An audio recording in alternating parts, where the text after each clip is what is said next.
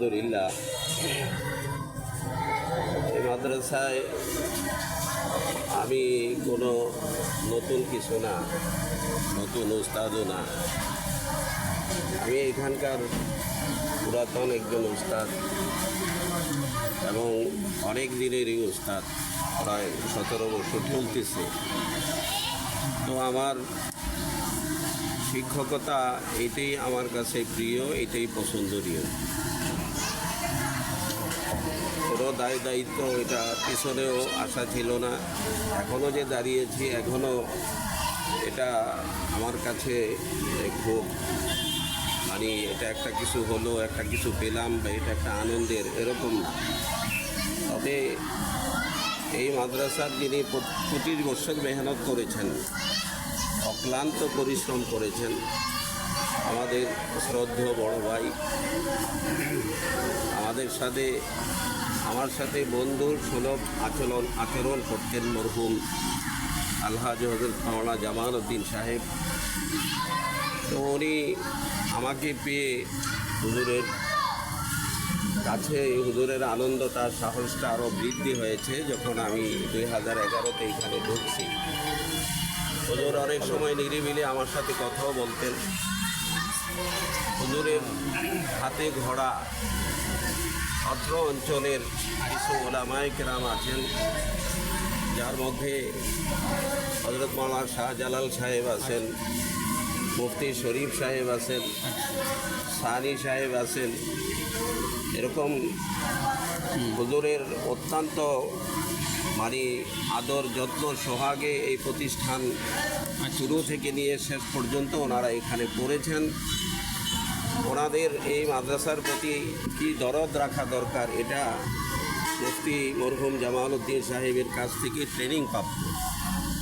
এই জন্যে আমি আমার দেখায় 17 বছর এই ছেলেগুলো, শরীফ সাহেব, সানি সাহেব, ওনারা সব সময় মাদ্রাসার 100-তে 100। সালমান সাহেব তিনি তো হুজুরের একবারে কলিজার একটা টুকরা ছিলেন, হযরত মাওলানা সালমান সাহেব। তো হুজুরকে মহব্বত করতেন, হুজুরের গড়াই প্রতিষ্ঠানকে মহব্বত ছাত্রজীবন থেকে নিয়ে এই পর্যন্ত অদ্যাবধি করে আসতেছে। এই প্রতিষ্ঠানের মঙ্গল এবং ভালো কল্যাণের জন্যে ওনারা সবসময় আলহামদুলিল্লাহ মেহনত করেন। আমি আমার দেখায় কখনোই দেখি নাই যে ওনাদের দ্বারা কোনো প্রতিষ্ঠানের ক্ষতি বা ওনাদের কোনো কার্যক্রমে কোনো ভুল আছে। এখন এই বর্তমানে যে পরিস্থিতি এটা কেন সৃষ্টি হলো এটা সকলেরই জানা। সহজ জিনিসটাকে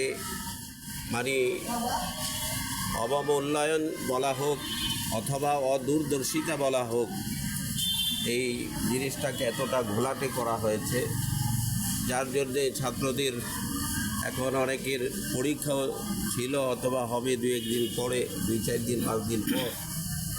তো ছাত্রদের মহব্বত এবং ভালোবাসা মাদ্রাসার প্রতি, আসলে তারা যে আমাকে মহব্বত করতেছে, এখানে আমি তো একজন ব্যক্তি।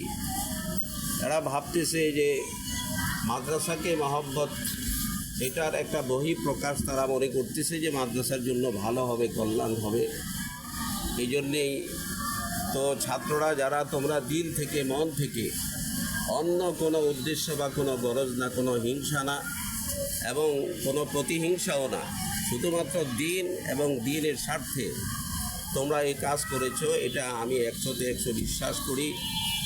আল্লাহ তাআলা তোমাদের সকলকে দ্বীনের হিফাজতকারী হিসেবে দ্বীনের সৈনিক হিসাবে কবুল ও মঞ্জুর করুন।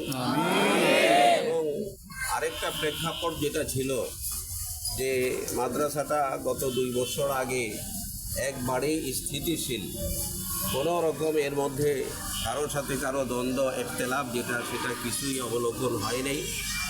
কিন্তু ইদানিং এসে আবার সেই আগের মতো একটু দলাদলির মতোই মনে হচ্ছে।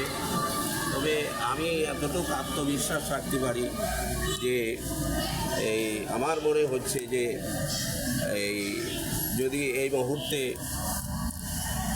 কিছুদিন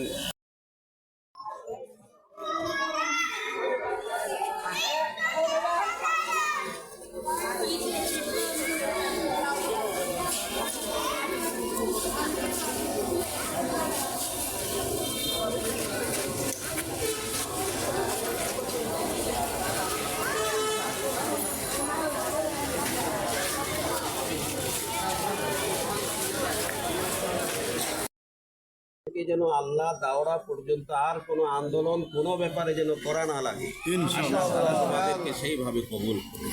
আমিন।